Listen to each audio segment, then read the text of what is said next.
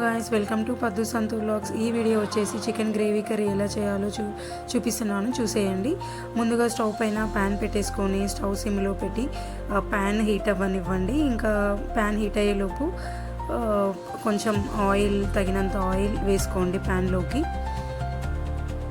ఇంకా oil heat అవుతుంది, అలా స్టవ్ సిమ్లో పెట్టేసుకోండి. ఈలోపు కావాల్సినవి పచ్చిమిర్చి అండ్ ఆనియన్స్ కట్ చేసి పెట్టుకోండి. ఇంకా ఆయిల్ హీట్ అయిన తర్వాత పచ్చిమిర్చి యాడ్ చేసుకోండి ఆయిల్లోకి. ఇంకా అలా పచ్చిమిర్చి యాడ్ చేసి అవి ఆయిల్లో వేగనియండి. అలా ఇది గ్రేవీ టైప్ చికెన్ కర్రీ అండి. మీకు రైస్ అండ్ రోటీ, పుల్కా వీటిలోకి కర్రీ చాలా బాగా సెట్ అవుతుంది. ఇంకా అలా పచ్చిమిర్చి వేగిన తర్వాత ఆనియన్స్ కూడా వేసుకోండి. కొంచెం ఆనియన్స్ ఎక్కువ వేసుకోవాలండి చికెన్ కర్రీలో. కొంచెం జ్యూసీ టైప్ కావాలంటే ఆనియన్స్ ఎక్కువ యాడ్ చేసుకుంటే జ్యూసీ టైప్ వస్తుంది. సో ఆనియన్స్ మేము ఎక్కువ వేసినాము. ఇంకా అలా ఆనియన్స్ పచ్చిమిర్చి వేసిన తర్వాత మూత పెట్టుకోండి. మళ్ళీ ఒకసారి అలా కలుపుకోండి, రెండు మిక్స్ అయ్యేలాగా. ఇంకా అలా కలిపేసి తగినంత సాల్ట్ వేసుకోండి. సో ఇప్పుడే సాల్ట్ వేస్తే కొంచెం ఆనియన్స్ తొందరగా ఆయిల్లో ఫ్రై అవుతాయి అన్నమాట. సో ఇలా ముందుగానే మేము సాల్ట్ యాడ్ చేస్తాము. ఈ ట్రిక్ మీరు కూడా యూజ్ చేయండి. ఆనియన్ ఆయిల్లో వేగినప్పుడే సాల్ట్ యాడ్ చేస్తే కొంచెం తొందరగా ఆనియన్స్ డీప్ ఫ్రై అవుతాయి.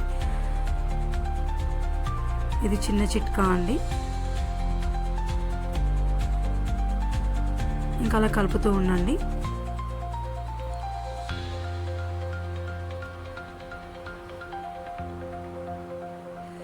ఇంకా దీంట్లోకి అల్లం వెల్లుల్లి పేస్ట్ అండ్ పసుపు యాడ్ చేసుకోవాలండి. అల్లం వెల్లుల్లి పేస్ట్ వచ్చేసి నాన్ వెజ్ కర్రీకి ఎప్పుడైనా కూడా వెంటనే అప్పటికప్పుడు మిక్సీలో వేసుకుంటే చాలా టేస్టీగా ఉంటుంది. ఇంక ఇక్కడ మేము కూడా వెంటనే మిక్సీలోకి వేసి అల్లం వెల్లుల్లి పేస్ట్ అప్పుడే రుబ్బి వేసినామండి. ఇంకా అలా పసుపు, అల్లం వెల్లుల్లి పేస్ట్ వేసిన తర్వాత స్టవ్ సిమ్లో పెట్టి అలా ఆయిల్లో ఇవన్నీ వేగనియండి. ఇంకా అన్నీ అలా మిక్స్ అయ్యేలాగా కలపండి ఒకసారి. ఇంకా అలా మిక్స్ అయిన తర్వాత మనము కడిగి క్లీన్ చేసుకొని పెట్టుకున్న చికెన్ని గిన్నెలోకి వేసేయండి. సో ఇక్కడ చికెన్ వేసేసి ఆనియన్స్ వాటిలోకి చికెన్ వేసేసి ఒకసారి కలుపుకోండి. మొత్తం ఆనియన్స్ అవన్నీ కలిసేలాగా, చికెన్కి పట్టేలాగా కలుపుకోండి. ఇంకా అలా కలుపుకొని మూత పెట్టేసి పక్కన పెట్టేసుకోండి.